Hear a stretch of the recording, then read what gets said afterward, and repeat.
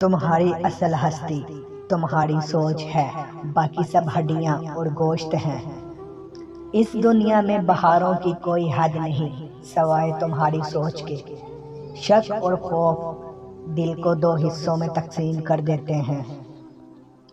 ایک اچھا انسان کسی کی شکایت نہیں کرتا، وہ دوسروں میں خامیاں تلاش نہیں کرتا۔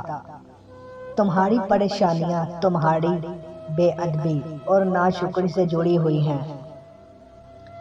تھوڑی دیر کے لیے قبرستان جا اور خاموشی سے بیٹھ اور بولنے والوں کی خاموشی کو دیکھ۔ عقل مند وہ ہے جو دوستوں کی مصیبت اور موت سے عبرت حاصل کر لے۔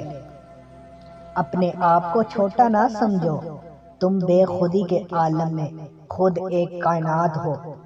اچھے دن تمہارے پاس آئیں گے نہیں بلکہ تمہیں خود ان کے پاس جانا چاہیے۔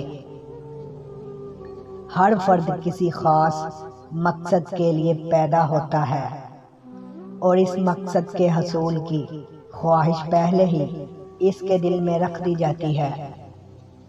جاہل، احمق اور بد کردار سے اچھے مشورے کی توقع ہرگز نہ رکھو۔ چیز تجھے شک میں ڈالے اسے چھوڑ دو، اور جو تجھے شک میں نہ ڈالے اسے اختیار کر لو۔ بے شک سچائی میں اطمینان ہے اور جھوٹ میں ہلاکت۔ بیدار کر دینے والا غم غافل کر دینے والی خوشی سے بہتر ہے۔ جب انسان کی آنکھوں سے ندامت کے آنسو بہتے ہیں تو اس پر رب کی رحمت برستی ہے۔